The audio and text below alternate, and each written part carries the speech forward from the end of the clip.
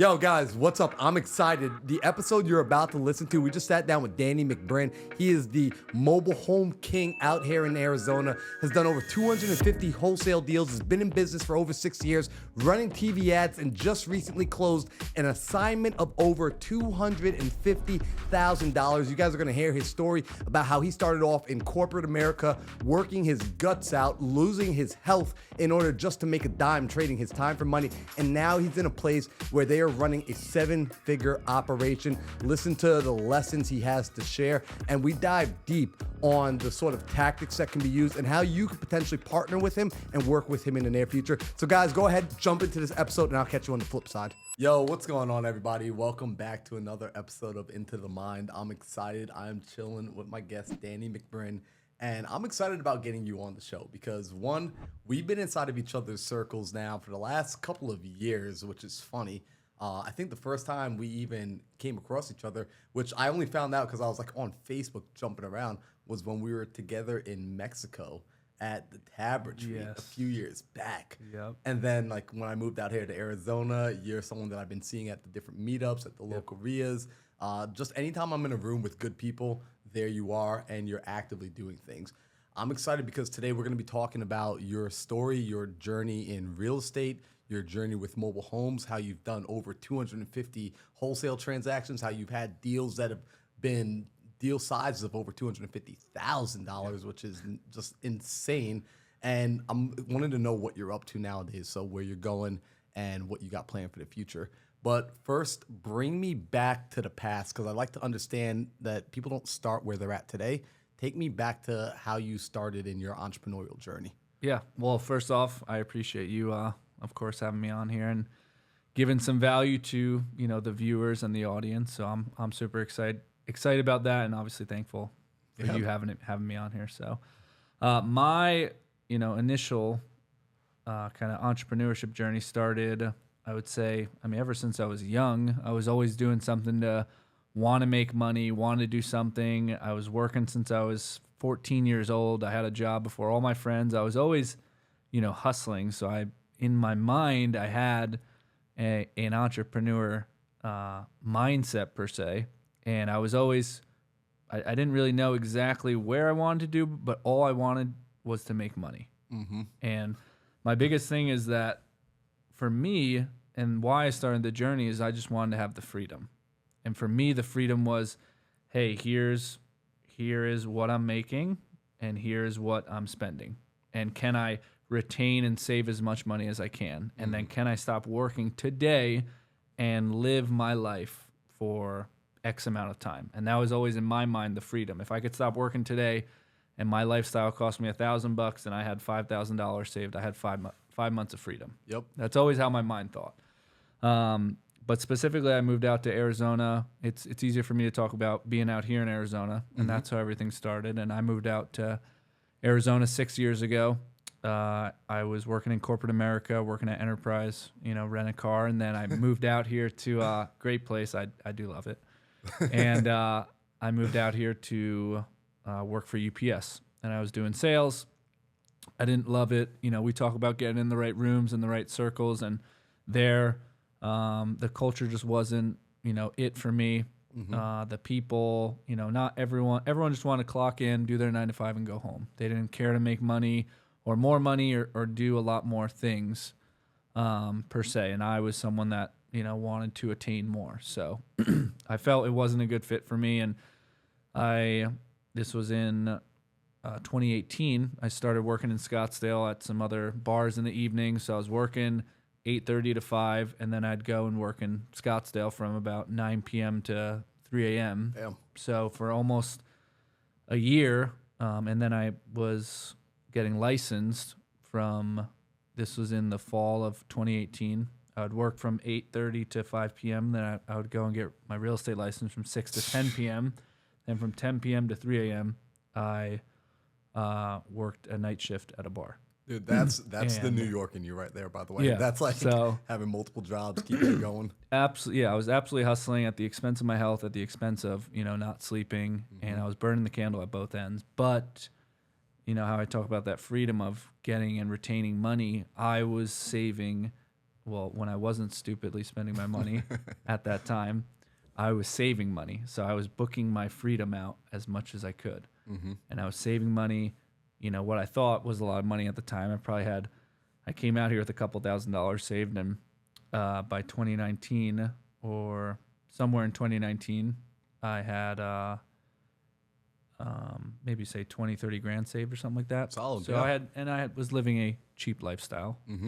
This was before COVID, before everything skyrocketed too. So, life was good for me, but I had to get out of the long hours. I had to sleep. I had to get my body back to being healthy.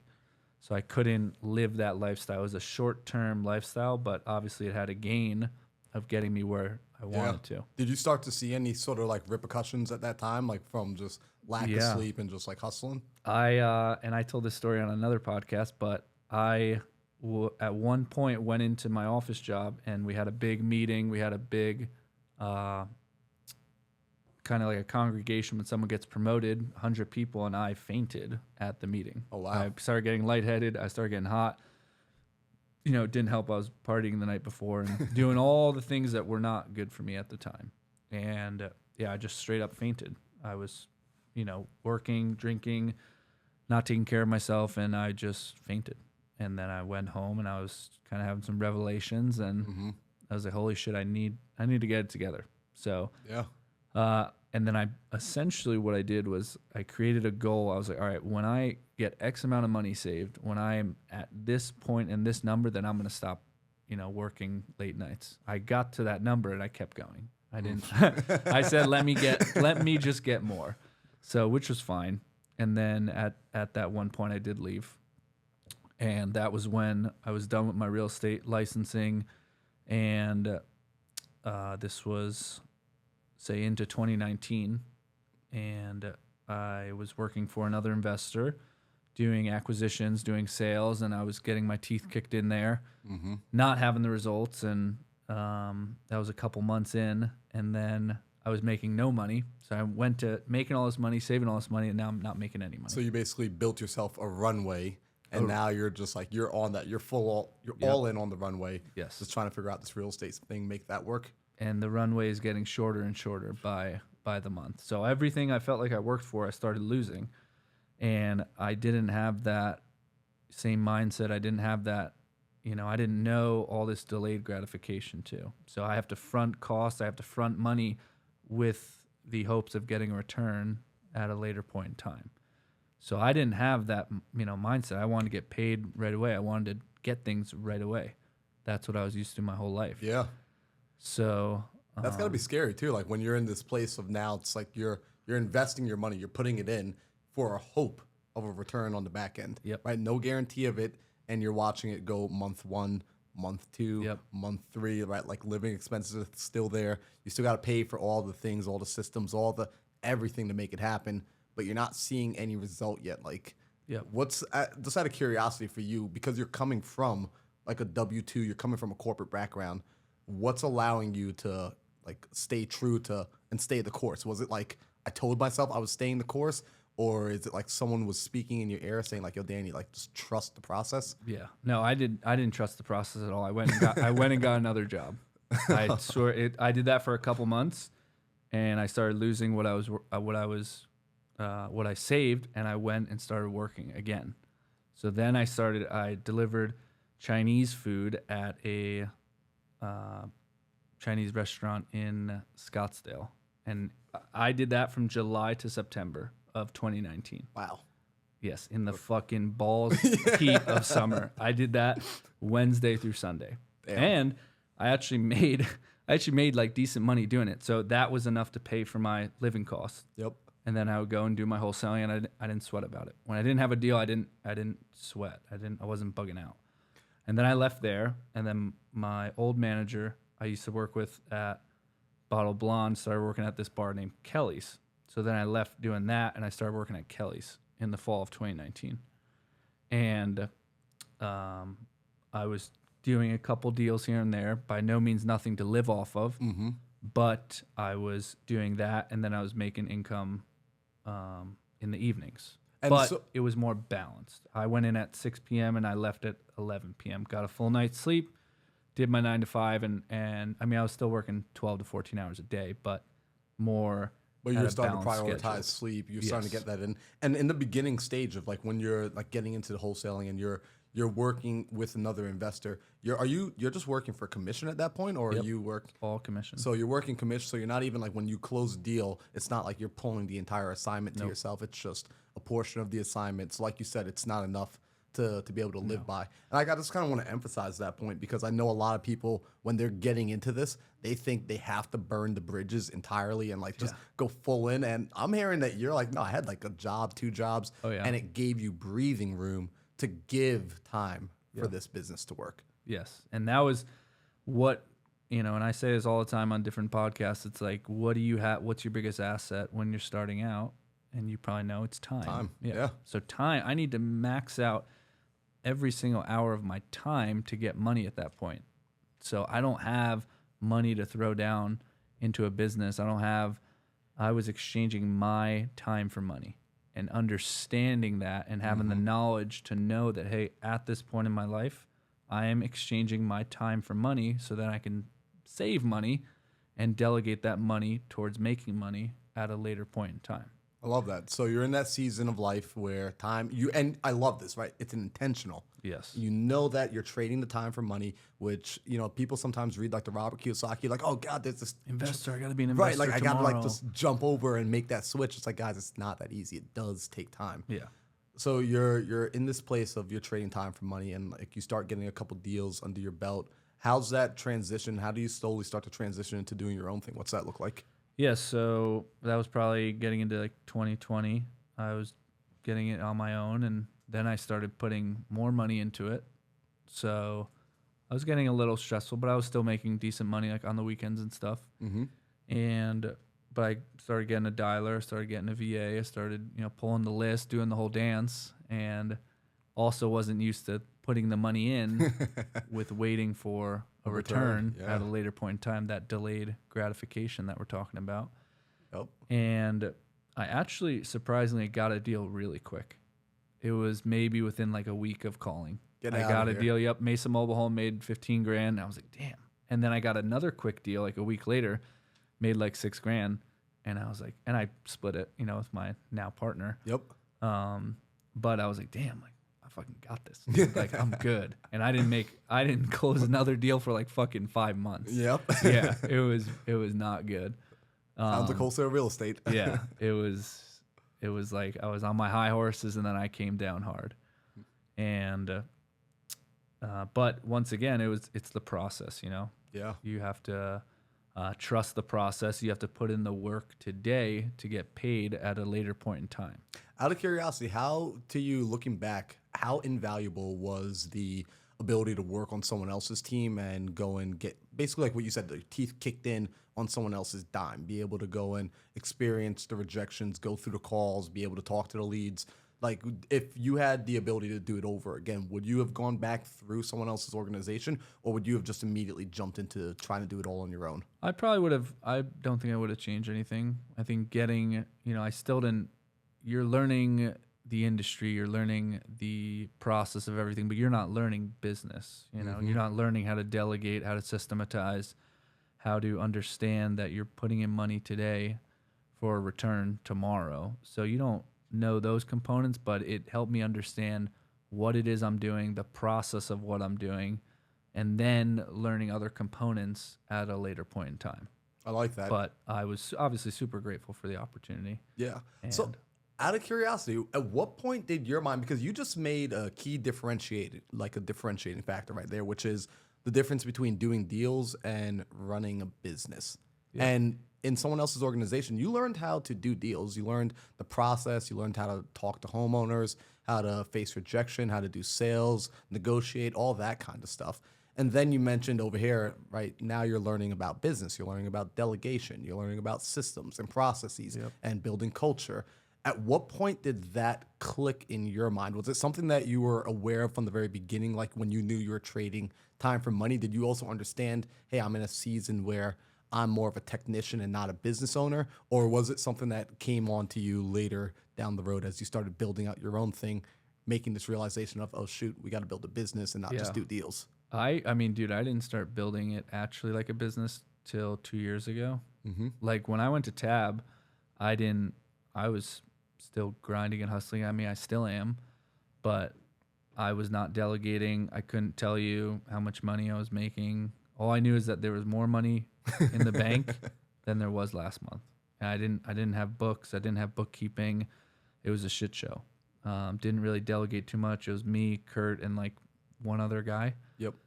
Doing acquisitions. We had more leads than we knew what to do with. Was making more money than I knew what to do with, and it was just it was a mess. But it's all fell into place over time. Yeah.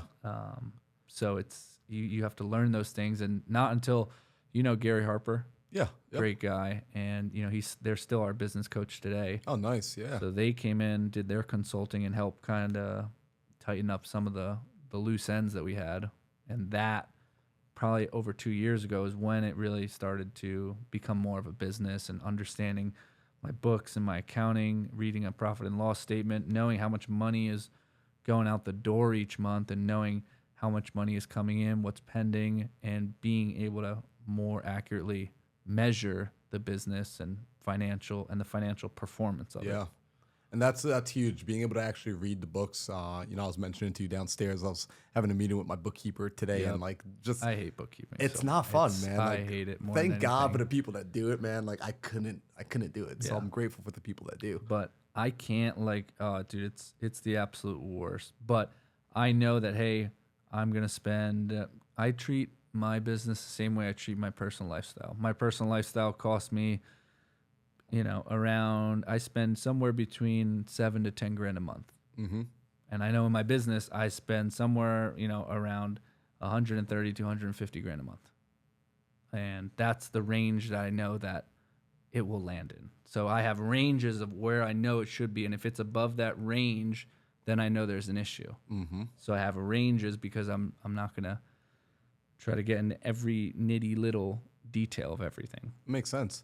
So let's talk now about your business, right? So you went from learning how to wholesale in real estate. You learned how to start getting deals done. You got the first 2 properties, which happen to be mobile homes. Yep. And nowadays you're out here in the Arizona market known for being the guy to talk to when it comes to anything mobile home related.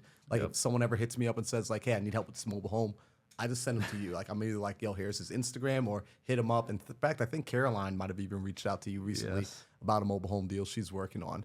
So how did you decide to land on mobile homes? Was it because those first 2 successes were just like, heck yeah, let's just keep doing this over and over and run it up? Yeah. Or is there something else behind that? It was, well, one, it's just, it's hilarious. That's the thing. I love being the trailer person, and I love the branding, and it's just fun to me. And I got the first couple deals there. I'm living in Mesa. I work in Mesa. Mesa has probably the largest presence of mobile homes. So my geographical location of where I'm at suits, the product that I'm going after. Mm-hmm. So it just kind of became a thing. And every time I did a mobile, we'd crush it. We'd make so much money off them. We're like, dude, this is fucking awesome.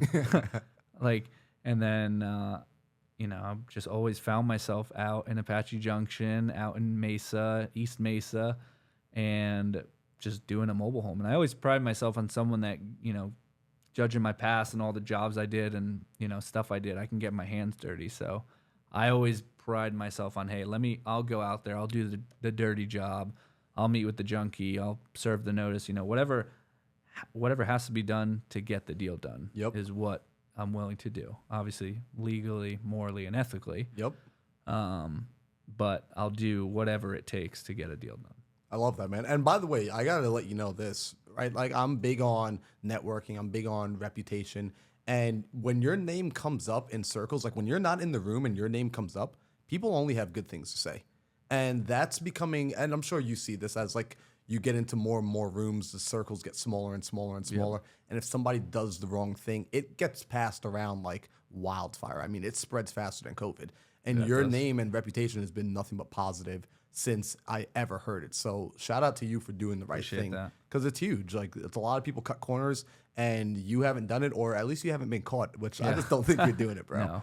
No, that's my own self-integrity is, the promises I keep to myself is what, transpires to other people. If Yeah. you're a guy that beats people and fucks people over, eventually you're just going to fuck yourself. 100%. So I pride myself, and it's like, hey, I know that if I send Danny a deal or I do business with Danny, that thing's done. Yep. Like, that is my, value proposition with so many wholesalers, because I am a wholesaler, and I am a very high level wholesaler, and that's how I started, and I still am today. And I know the struggles that it is, and I hate fucking dealing with an unreliable buyer. I hate blasting a deal out and someone's trying to backdoor me, and it's just the fucking worst. And the value that it is to contract a deal, price my deal, make one text and have my deal sold for the profit that I want to is the greatest fucking thing you could do. And now I don't have to worry about my deal getting backdoored, my seller fucking me over. Like, it is done. It's good. Yeah. So- Well, you embody delayed gratification, and you do it in your business, you do it in your life, which is amazing. So talk to me about one of your favorite deals. I want to hear two things. I want to hear about one of your favorite deals, and I also want to hear about one of the most headache deals you've ever had. So, and maybe they're one and the same. I don't know. Yep. So I guess I'll talk about my headache and then my, best deal. Obviously, my best deal, I recently closed a $250,000 whole-sale deal. Insane. Gotta get one of those Brent Daniel bells Yeah, up right. in there. Ring it somewhere. So that was, obviously, a claim to fame, and I was super happy, super thankful about that. That opportunity came from a cold call of a property in northern Arizona, and we cold called the seller. He said, I'm not interested in selling this house, but I work for a trailer park, and the owners are interested in selling. And that's how we got the deal. Talked to him a little more.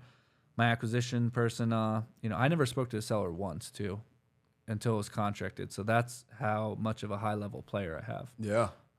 Dude, that's huge. And I like I said, I did the underwriting, I ran the numbers, and he talked to the seller the whole time and contracted it for $2.75 million. And then we sold it for $3 million. I went up there. I walked about 36 units. I was busting down doors like I was in Iraq. It was a fucking experience. It was literally like banging on doors, and it was all Hispanic people. And the trailer park manager was like, permiso leoner, or whatever he said. And it was me and another one of my guys just going in, pictures, one video walkthrough, and then we did that 36 times over 3 hours. Damn. I got all the financials, got all the drop boxes, the financials, the pictures, the leases. I got the mobile home titles. I packaged it all up into one massive link. I made 7 different links inside that one link. Posted a thing on my Instagram that I had a mobile home park available. Got connected through someone, and shortly before I sent it out to the masses, the guy wanted it. He wired in a $60,000 non-refundable deposit, and 45 days from there, we closed and made $250,000. Dude, congrats, man. Yes, That's huge. I appreciate it. Well, you know what? And what's big about that is, and I hope people are like listening and caught the fact that how much work you did. It wasn't just, hey, we contracted it and then we just kind of blasted it out. The fact that you went up there, you got eyes on everything. You got videos, you got photos, you got leases, you talk to the people. People forget that a part of your job as a wholesaler is to sell the deal, not present the deal. And I see a lot of people presenting the deal versus selling the deal. With half the information, too. Probably. Exactly. Give something, but unfortunately, a lot of them aren't buyers, so they don't know what it's like to be on the other side of the transaction. And they just don't care. It's like from a business or, service standpoint, it's like, dude, I want my buyer to get the best deal possible. Yeah. If you're not sure about information, I want to go and figure out that information for you. I want to give you as much information about the deal possible and not withhold any information whatsoever. So I'm curious from the standpoint, I mean, it's obviously awesome for you guys as business owners. For your team, what was that win like? Huge. I mean, it was huge for my guy Ken. It was huge for the business. It was, huge just, the the feeling of getting that done, because it's a multiple unit property, and it's like a milestone of, hey, shit, if we can do that deal, what's stopping us from doing a 40, 50 unit apartment building, another 50 unit trailer park? Like, I know the ins and outs of how to package it, how to market it, getting in every unit. I've done an 18 unit deal before, which ended up falling through, but that one was kind of a shit show. And luckily, I was able to get a win on this one, and it was, one of the best feelings ever, getting it done. Yeah, man. I remember picking up the check, and I was just like, fucking, like, just grabbing my steering wheel, like, doing that. I love that. And then I gotta know, how do you sell? Because I'm big on, well, now I'm big on it, like celebrating the wins. Because in the past, I wouldn't celebrate wins. Yeah. And I realized, at the end of the day, we as humans, we perform based on positive reinforcement. So when we do good things, it's important to celebrate it. How do you end up celebrating for yourself and for the guys? So myself, that Friday, the deal closed. I got Chipotle. Yo, let's go. I got Chipotle, and I got chips and guac. And I normally never get chips and guac. Bro, you know what's so fire? That was a big celebration for me.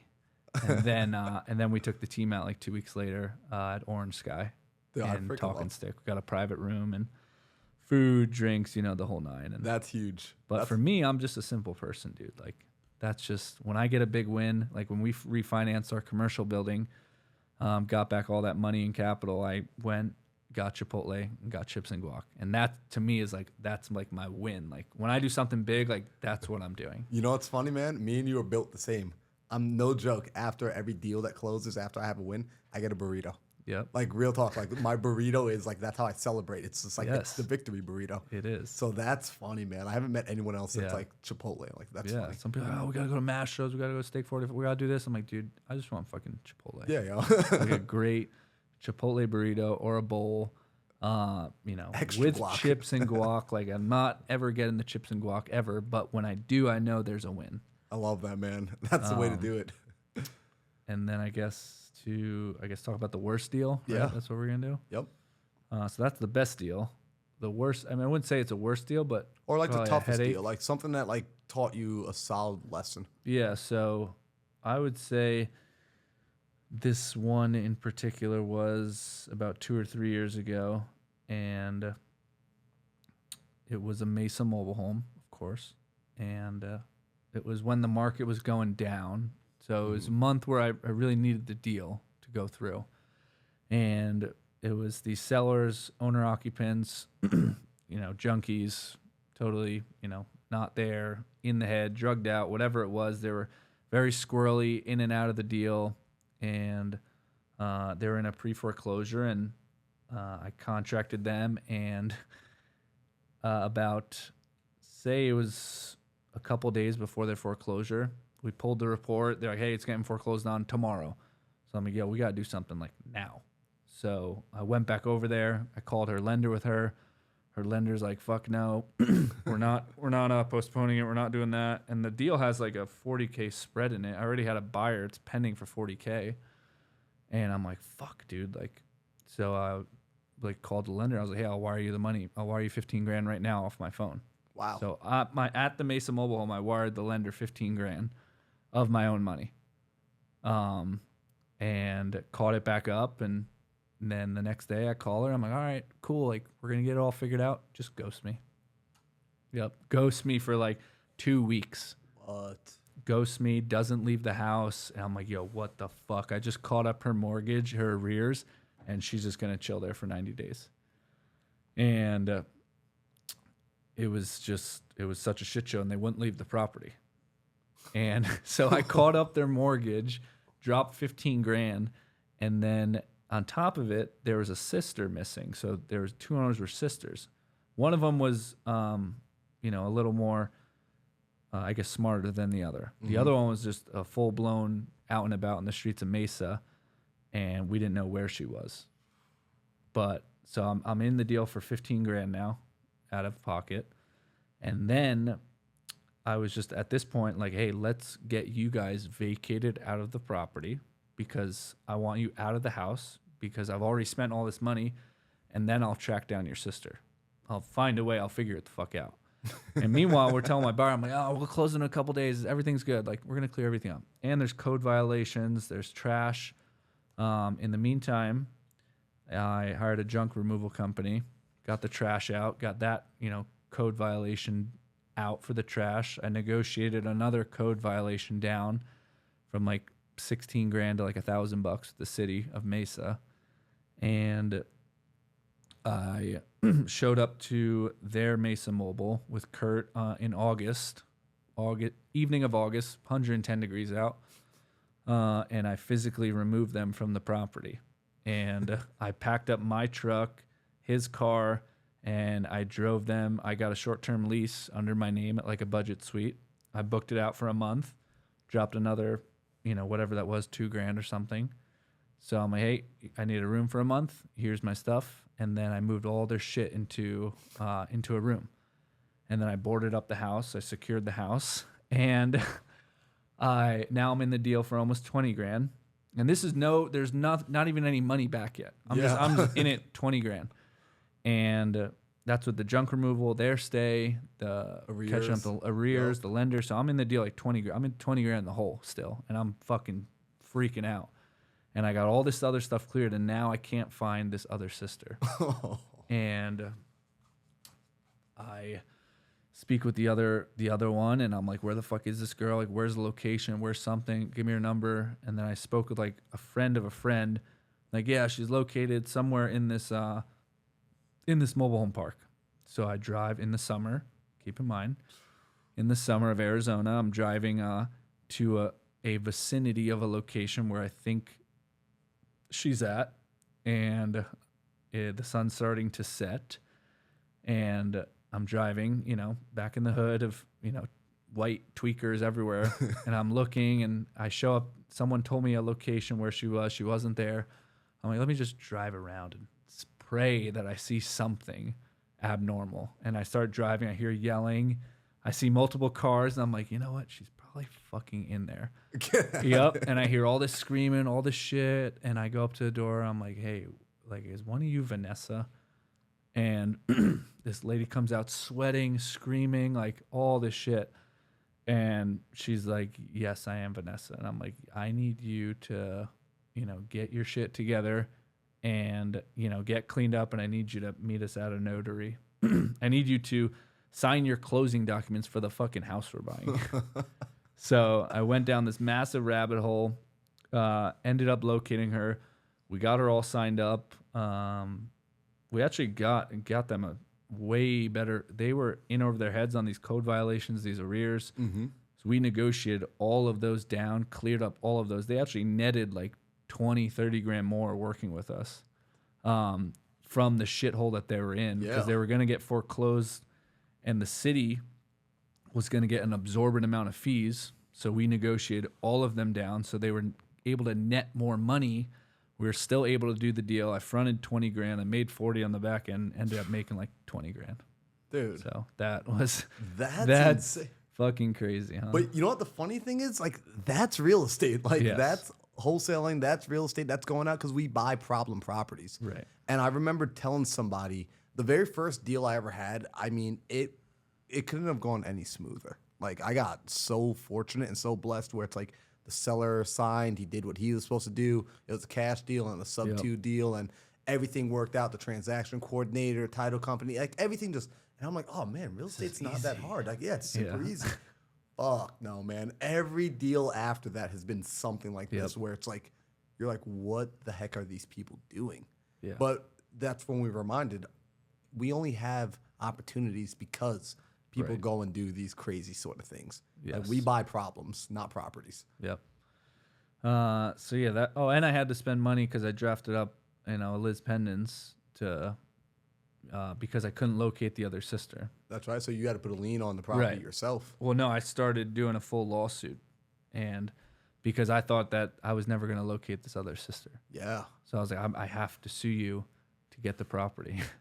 That's insane. So. But luckily, what's crazy is that you found her. Like, that's just, I don't know if a lot of people would have gone that far to like find this seller. I was in like I said, the market was taking a hit. I really needed that deal. Like, I needed that one to like just get it over the edge. You know, we've never not been profitable, but like there's just certain deals where you're making 20, 30 grand. You need that 20, 30 grand. Well, I mean, especially when you've got expenses going out for advertisement and you've got like bills to pay, you got people to pay, you got a team to pay, things of that nature.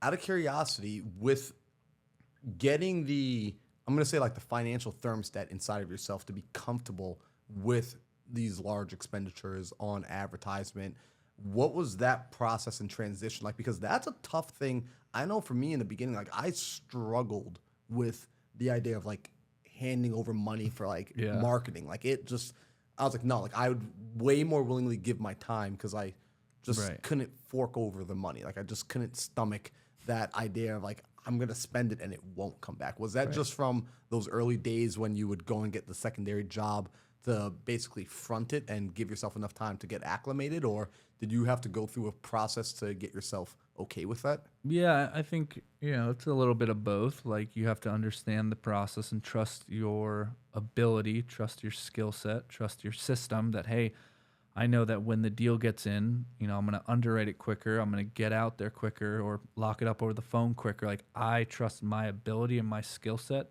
so much that if you put another lead in front of me versus someone else, I'm going to get it every single time.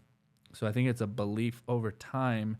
You build up that confidence where, you're putting out, I spend 60 grand a month on TV, but I know that if I get that right lead and I'm in front of that person, in front of all the other competitors, I'm going to get the fucking deal every time. And I have the underwriting system and I have the sales process to do so. And that belief and that confidence is what gives you the ability to front and fork out the money. Freaking love that, man. So we're in 2024 now. We're bringing it up to the current day. And I'm curious to know, we're about 7 months into the year. What are the most valuable lessons you would say you've learned over the last 12 months or in this new year of 2024? What are the lessons that you now find yourself learning, and like what stage do you find yourself in from a business owner standpoint? Yeah, I would say, keeping everyone on the same page, keeping your people happy, wanting people to earn, good money with you. That's a big thing. Keeping the culture strong, not letting a poisonous mindset kind of cancer your culture. So that's like a thing you have to protect, like within your tribe, within your workspace. Like anyone new that comes in, because I've had the bad people come in, it's like a cancer. It's like spreading between people. So you have to like protect the culture, and as a leader, you have to set the example for the people too. Coming in every day, maybe I'm not working on the same things. Excuse me. Maybe I'm not working on the same things that they are, but I'm there and I'm doing it and I'm putting in the work and people are seeing me. I went out to, Apache Junction this morning for that appointment for the first TV deal that we just got. Nice. I went out to that appointment and I went and, it went okay. It was pretty good. Like I felt good about it leaving. And then I, came back. I said, I'm going to lock it up today somehow. And then sure enough, we, talk throughout the day, throw some numbers back and forth. And, she says, hey, I'm ready to go. I go back out there right before I meet you. That's after my work hours. We work 9 to 4. So I go there after my work hours. And then I come here and I do this with you. And now we're, chopping it up. So I'm always putting in the work, dude. Yep. And that is set from the top. And people are seeing that. They're seeing after hours work. They're seeing work on the weekends, getting deals at any point in time. So you need to, from a leadership standpoint, set the example and set the tone for leadership aspects. Another lesson, financially, keeping your books right, knowing what's going out the door, what's coming in. So really looking at that constantly and having you don't need to know every single penny that comes in and out. That's my biggest thing, is don't overcomplicate it. I have a rough range that I know that needs to be hit every month. And if it's not, then hey, I'm diving into the process, the KPIs, the leads, the offers, the contracts. I'm going down the whole pipeline of what the fuck is going on. If the numbers aren't getting hit, all right, There's something busted. We didn't get enough contracts. Okay, well, did we put out enough offers? Okay, so it's not the sales guys. All right, well, let's look at the leads. Is it the marketing team? So you're looking at, different departments and seeing where your gaps are.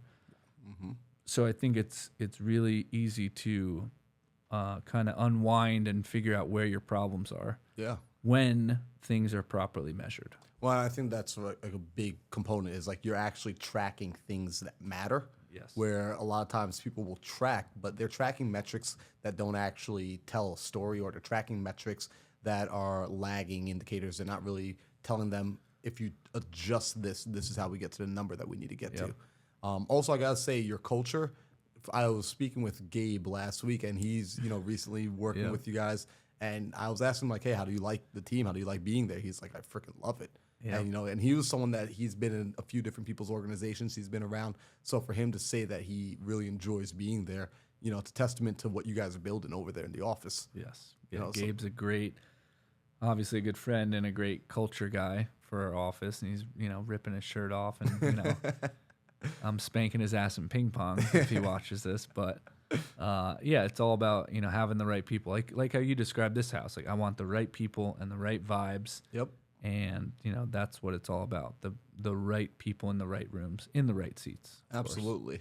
And so with you now being in more of a leadership role, you're actively still doing the business, but you mentioned the fact that you're not necessarily doing the same work as your guys every day, right? Like, you're maybe no longer on the phones as often. You're still on the phones. You're still locking up sellers, but you're finding yourself in a different pair of shoes, right? Like, you now have to be in the leadership role. And what does that transition look like for you now? Like, what's the sort of work that you find yourself doing that maybe a year ago or 2 years ago would have surprised you? You didn't think this would be the work that you're doing, but you now see as this is the necessary work I have to upgrade to in order for the organization to grow. Yeah. So my role now is, I'm underwriting, I'm auditing. So I'm really just looking over the process and identifying the gaps. I am going on TV leads is what I go on. Mm-hmm. I mean, so I'm fucking dropping $60,000 a month. Yeah, like, I'm going on the fucking TV leads. Yeah. So that's the process starting out. So the deals, and then I also work the leads that the salespeople. Hey, we have like an audit system. So it's like, hey, I'm pre-archiving this lead. So I look at new leads that come in every day from the marketing team, disperse them out. Obviously I want to review, make sure they look good. And then, I'm looking at my little pipeline I got, maybe of TV leads or something. And then I'm underwriting for the guys. I'm underwriting and, they're sending me addresses and I'm telling them where to lock it up at. I'm helping them push the people over. Hey, I'm not clicking with this guy. Can you help me out? Tag team. So I'm that guy. I'm like the wind behind their back. Yep. And that's what I'm helping them out with. And that's on the whole sales side. And then those leads that they're working, they, pre-archive. So it's like, hey, not a deal, not seeing anything there. So then those leads will come to me and I'll review for a final checkoff pretty much.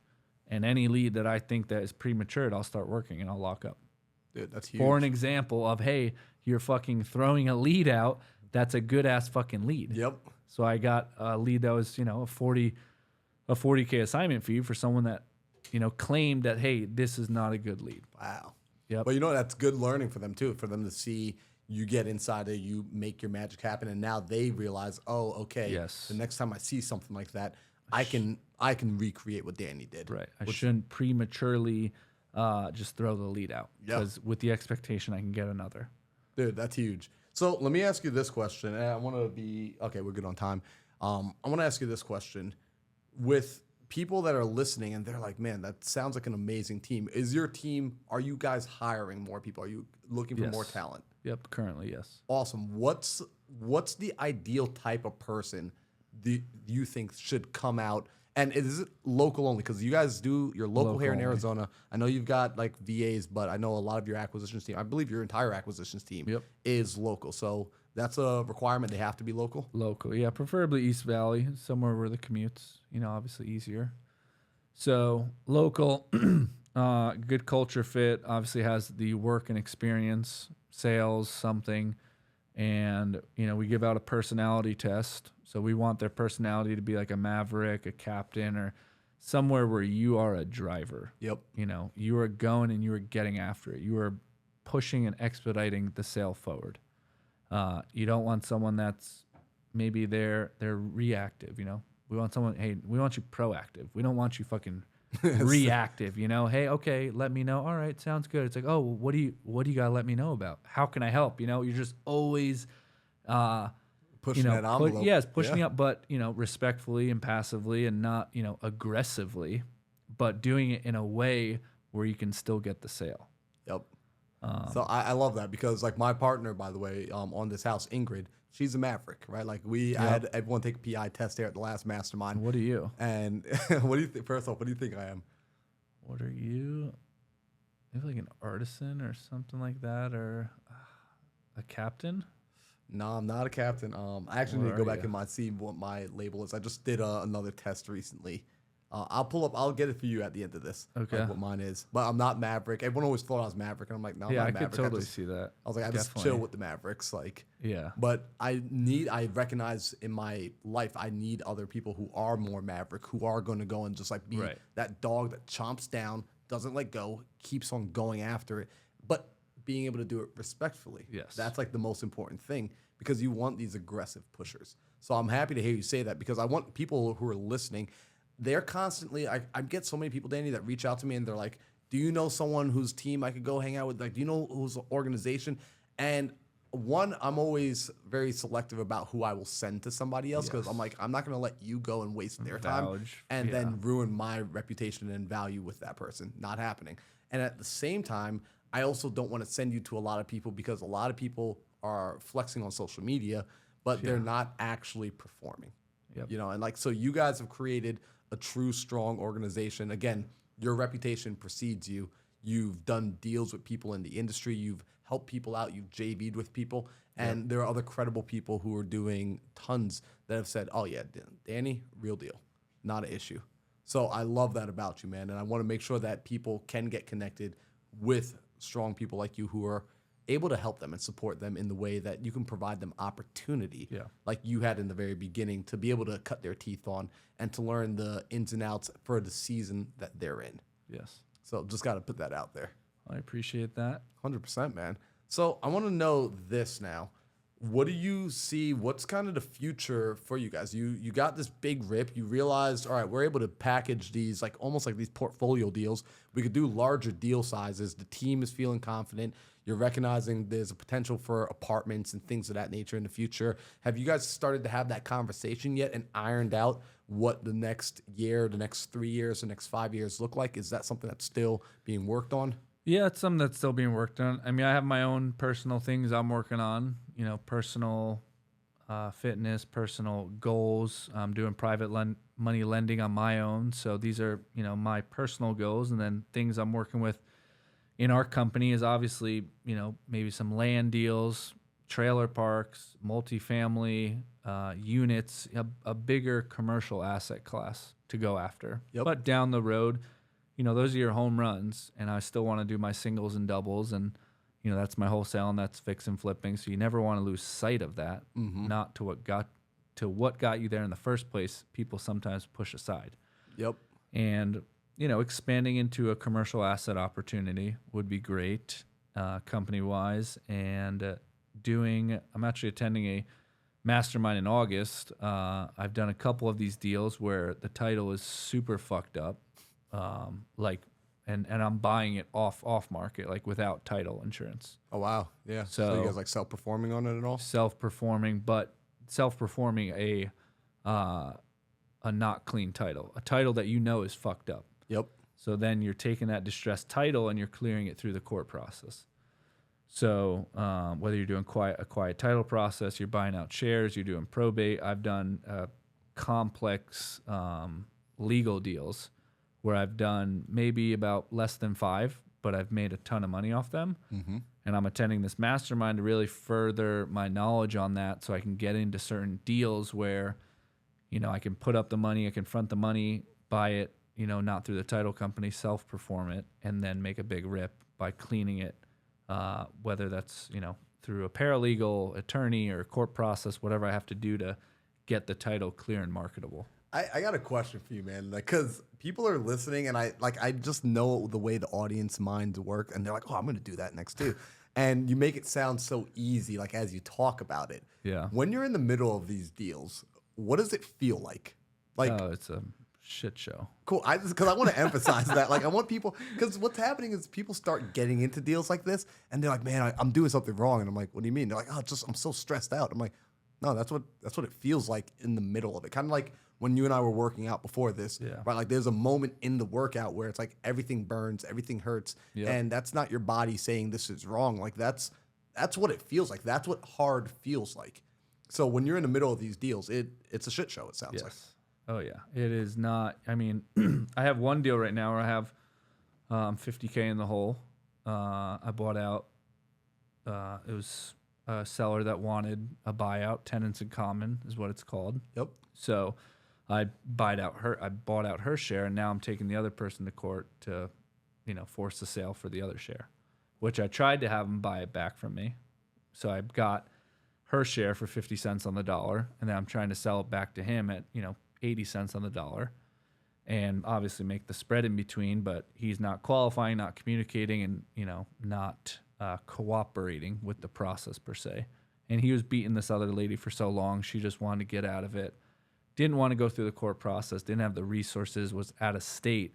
So luckily, I have the legal resources. I have the capital to front those deals, and I'm hoping to make 50, 60 grand off it. Yep. That's the expectation, but we'll obviously see. So, and I'm gonna try not to go down this rabbit hole, but something that you just said, right? Being able to have the capital to front these sort of deals, I see wholesaling coming to a place in the future, the very near future, where the guys with the capital will be able to get more deals done, get better deals done, and that's just something I want people to be cognizant of and aware of.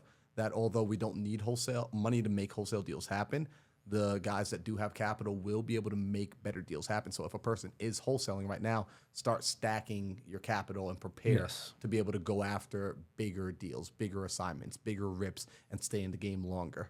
Yep. I'm curious to know for you, with all that's happening with building everything out, how do you feel? Is wholesaling going to be a part of your future long term? I would say so. I mean, I'm not going anywhere for at least 5 years. Love that. Dude, I am sticking my head down. I am working hard. I'm doing some private loans on the side. There's no time involved. I am stacking my cash, stacking my cheddar. I'm working my ass off. I'm building the wholesaling, doing some fix and flipping, keep some rentals, do some wraps, and I'm staying the course, dude. I can't dive off and I'm going all commercial. I'm going to be a land developer tomorrow. Like, no, dude, it is a process, dude. And I'm in a good place, and I am trusting the process. So if people want to JV with you, I heard you mentioned earlier that you obviously do joint venture deals. Yep. Are you still doing joint venture deals, JV deals, where people could, do a mobile home deal with you or bring a deal to you guys? Like, is that something that's still open to people who are getting into the space or who are in the space and they need help working on a deal? Yeah, 100%. You can connect with me on social media. My biggest platform is Danny McBrinn, which is my Instagram profile. Yep. We're buying mobiles. We're helping people sell deals. So we're doing a ton of different JVs. If your deal has a complex legal issue with the title, I can buy it, front the costs, and help clear it through the court process and other, resources. So those, like I said, we're super excited about.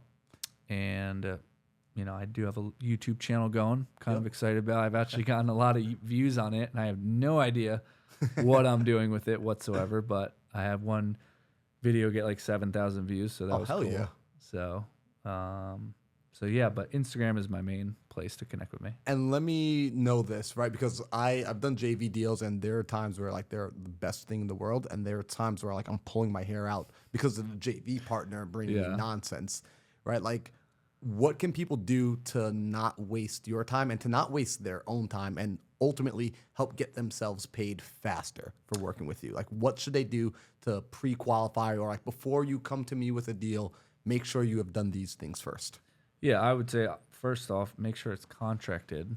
I'm not your full-time underwriter. So, or if I'm helping you underwrite, there's the expectation that you're bringing me the deal, first. Mm-hmm. So if, I have a pretty set buy box, which is mobile homes. So if you're getting mobile homes on owned land, no age restrictions, no 55 plus, no HOA, if I didn't mention that. And you're getting that in Maricopa or Pinal County, I am 100% your guy. So that narrows down, probably cuts out 90% of the deals. Yep. So 5 to 10% of the deals are the ones that I want. So if that helps you, think of me when you get a deal, or if you have a complex legal issue, then you can think of me too to help out. But make sure it's contracted, discounted, and if there's a problem to solve, then let's figure it out together. Yep. And guys, again, the premise of the show is I want to connect the audience with good people. Yeah. And so I want them to understand how to connect with you and what to do in order to make it valuable for the both of you. So let me ask you this. I like to ask these 2 questions near the end of every show. And the first is this. I'm a big reader. Books have helped change my life. It helped adjust the way I think. It broke me out of, how you mentioned in the beginning when you were working and you were surrounded by the other W-2 employees. Everyone just had the same kind of go to work, make a check, go back home, and drink on the weekends mindset. Books helped break me out of that, and it started to let me talk to mentors and people who thought bigger than me without even me being able to interrupt them because I couldn't cut them off in a book. So I love books. I want to know for you between 1 to 2, so no more than 2 books, but no less than 1 book that has been a total paradigm shift, that after you read this book, your mind never quite went back to being the same. Yeah. So obviously my first that I always mention is Rich Dad, Poor Dad. Such a good book. It is the baseline and it's the foundation of understanding what you're doing each day, where you are on the quadrant, and understanding where you want to go to, and understanding, what season you are in your life for that. Mm-hmm. So you got to get your, foundation laid down before you can, start framing and putting up all the other components of your financial thermostat. And the next one is Think and Grow Rich. That's, that one is also the, that Rich Dad Poor Dad talks about the work components, and then Think and Grow Rich is more about, the values and the principles that you need to have and the person you have to become to, obviously be wealthy and think like a, wealthy, sophisticated person. I freaking love that, man. And you just named 2 of my favorite books. So that's spot on. It's funny, as you were talking, in my mind, I'm like, oh yeah, he's for sure read this book. If you somehow told me you never read Rich Dad Poor Dad, I'd have been like, that's insane that you know what you know. I should probably reread it too. I mean, honestly, it's one of those books I come back to once a year because in the first time I read it, I thought it was a book about real estate. Right. And then I realized, no, this is a book about financial literacy. Exactly. And this is all about financial literacy. So it helps big time.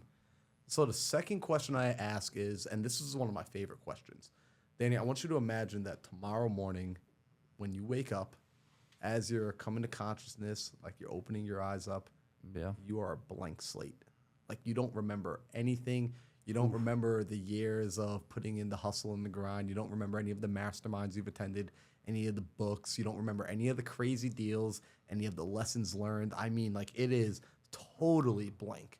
Now, you're not freaking out. It's not like a Saw movie, so you're not scared for your life or anything like that. I have to cut my leg off? Yeah, you're in a safe environment, and you wake up pretty calm and pretty chill. But again, it's just blank. However, as you come to, a thought does start to come to your mind. And this thought, when it comes to your mind, it lands, it sticks, and you never question it. You accept it fully as truth, and this is now the first thought that begins everything else. What would you ideally prefer this first thought to be? Probably if I had to take a wild guess is to have the right skill set, if that's what you mean by your question. Yeah, it's what would you want that first thought that is resonating in your mind? You'd want it to tell you to have the right skill set? It would to have the right skill set to make the right income. I think that is the focal point, and that is the starting point to anything. Hey, gain the skills so those skills can help produce a high income, and that high income can help make more money than you're spending. And in between that spread of what you're spending and what you're making is your freedom. And the money is the tool to get you to, a place of freedom. I love that. And I agree with that 100%. In fact, a mentor I listened to, He calls it becoming a skillionaire. He said, don't worry about being a millionaire, become a skillionaire, and then the skills will make the millions. Yep. And so I do want to ask you this. I want to follow that question up then with this. What do you think is the most common reason people do not acquire the skills? Well, I think everyone has the ability. It's more, how much more can you read something? How much more can you, you probably meet so many people going into the rooms and everything. And it's like you see that person and then 6 months later, man, they're still doing the same thing. What are they telling you? Well, I'm just finishing that next book and I'm going to that next mastermind, I'm going to that next thing. And it's like, I don't know what, for the audience, I am not lying. I don't know what I am doing 70 to 80% of the time. I have no fucking idea. I have no idea what I was doing when I started running these TV ads. I have no idea what I was doing with these legal issues with title. Most of the time I don't, but I know for a fact I work with the right people that can figure it out.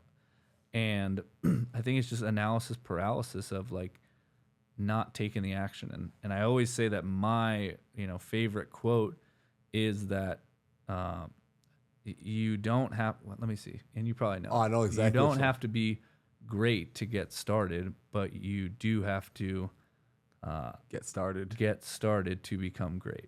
Dude, I freaking and love that. that. That's what you have to do to, become great is you just figure it out along the way. There's only so many books you can read. There's only so many people you can meet until you pick up the phone, start doing it yourself, and you just figure it out as you go. I can tell you right now, you just like melted somebody's mind when you said like 70 to 80% of what I do, I have no clue what's happening, because that's the honest truth. Like this podcast, like me getting into real estate, me doing all the things, I was literally just falling and fumbling forward. Yep. And to this day, I am still falling and fumbling forward. And we're okay with making mistakes. We're okay with having temporary losses and setbacks in the front end in order to get to where we want to go. Yep. So, Danny, for the people who have been listening now for the last hour and they're like, yo, I freaking like this dude. Like, I like his vibe. I like his, like, you're just authentic. You show up and they want to possibly connect with you. Again, what's the best place? I know you mentioned it earlier, but I want you to mention it again because sometimes people in the middle of the episode, they don't catch it. So where's the best place for people to connect with you? Right now is going to be Instagram, Danny McBrinn. So you can message me, send me a deal, a mobile home, connect with me. A deal that maybe the title is completely messed up and we can figure something out on it. But that's going to be my main platform where you can, connect with me. So. Hell yeah. So, guys, I'm going to have Danny's info in the descriptions below. You guys go and connect with him. Follow Danny. Give him a follow. Go and subscribe to his YouTube channel. And do me a favor. Tag both myself and Danny after you listen to this podcast. I want to know what your thoughts were, what you liked about this episode, and the whole nine. So, Danny, dude, thank you so much for coming on. I appreciate you, bro. 100%. Thanks for having me on.